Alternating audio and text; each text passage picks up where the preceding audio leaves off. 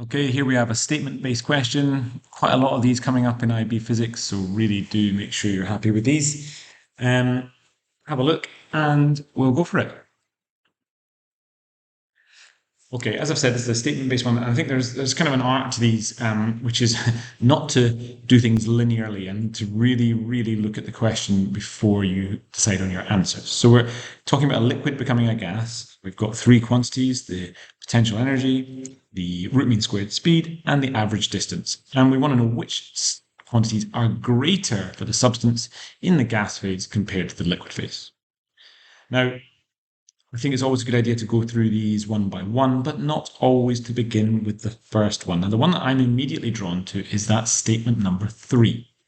Because if I envisage gases and liquids in my mind and solids, then I usually come up with an image which looks like this. This is the particle model.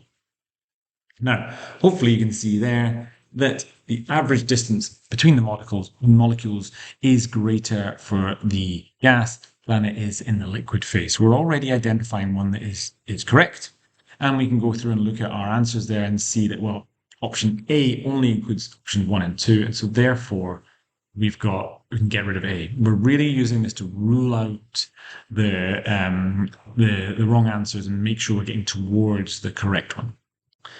I'm now going to look at quantity number 2, which is the root mean squared speed, because we are given an equation, which is that kinetic energy, average kinetic energy, I should say, is 3 over 2 kT, and that's equal to a half mc squared. Now, c here is this RMS speed.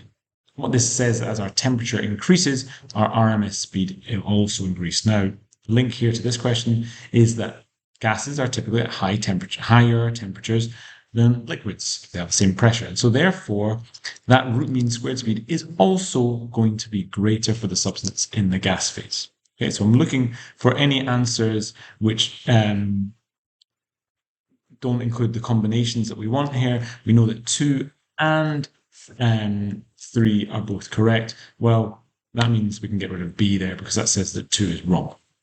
Okay, so we've ruled out, we've got the C and D. Now, this is the tricky bit, and I think this is hard. And I really think it requires a good understanding of potential energies, and that won't come until later. So let me explain to you.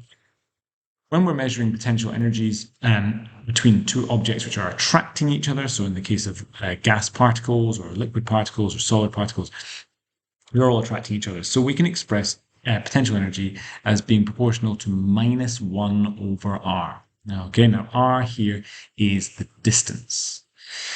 This minus sign expresses the attraction between the objects. So if you see a minus sign there, that means these objects are attracting, and that's what we would expect between our particles in a substance. Now, what happens here is that as r gets bigger, the potential energy hits 0. Okay, now we could ask which phase we're in here. That's going to be the gas phase, because gas particles we can assume are infinitely far apart. So in the gas, we can say that the potential energy, the intermolecular potential energy, to give its full name, is basically 0.